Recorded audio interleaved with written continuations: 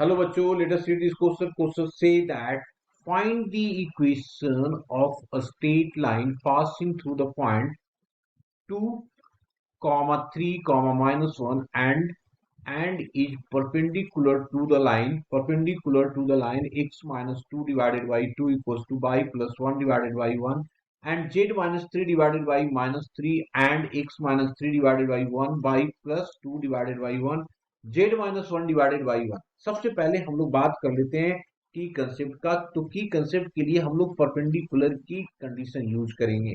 तो हम लोग लिख दिए की कंसेप्ट क्या यूज करेंगे, की कंसेप्ट। ठीक है, की कंसेप्ट क्या होता है कि if A vector is perpendicular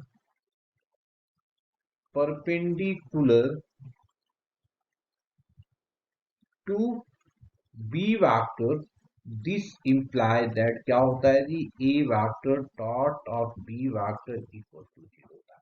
अब हमारे पास जो दिया हुआ है, कहता है यहाँ पे कि भाई एक लाइन है, एक लाइन मान लो इस तरीके का कोई लाइन दिया हुआ है जिसकी डायरेक्शन रेशियो दिया हुआ है, पॉइंट ये दिया हुआ है हमारे पास कितना, इसका दिया हुआ है 2, 3, माइनस 1 दिया हुआ है।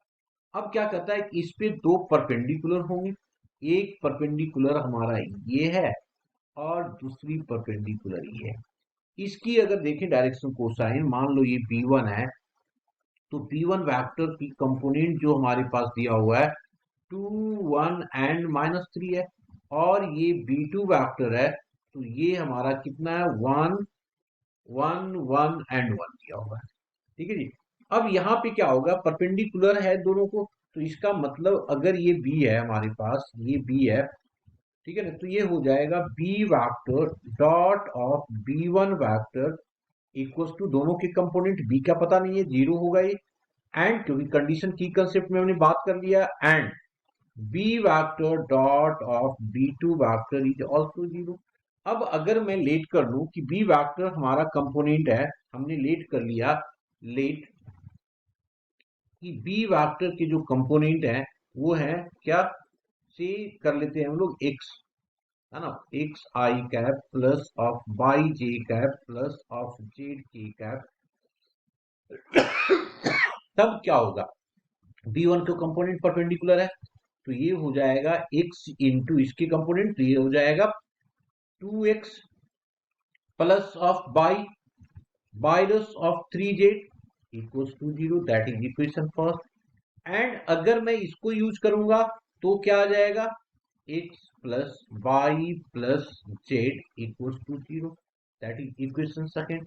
अब इन दोनों इक्वेशन को हम लोग by using cross multiplication rule use कर लेते हैं। तो जब क्रॉस मल्टीप्लिकेशन रूल यूज करेंगे यहाँ पे तो क्या आ जाएगा, देखो यहाँ पे सबसे पहले हमने लिखा x लिखा तो क्या आ जाएगा, ये हो जाएगा 1 इंटू 1 माइनस ऑफ कितना 3, तो ये हो जाएगा टोटल 4 हो जाएगा, है ना, ये हो जाएगा 4, this is equals two by, इसमें बाई लिया हम लोगों ने तो जेड, तो ये 5 हो जाएगा, और इक्वल्स टू जेड ले लिया, तो जेड लिया तो ये हो गया 2 और 1, 2 और 1 दैट मीन्स 1 आएगा।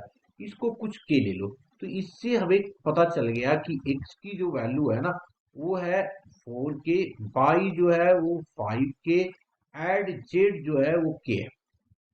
तो इसका मतलब ये जो हमारा आ गया वो k टाइम्स k सब भी आ रहा है, तो ये आ गया 4i cap plus of 5j cap plus of k cap आ गया हमारा, ये आ गया। तो इक्वेशन ऑफ लाइन क्या हो जाएगा, therefore equation of line, therefore equation of line क्या होगा जी, बी के फॉर्मेट में कैसा फॉर्मूला होता है, बी लाइन इज जो होता है टर्म हमारे पास आर वेक्टर इक्वल्स टू होता है A vector plus of lambda times of B vector.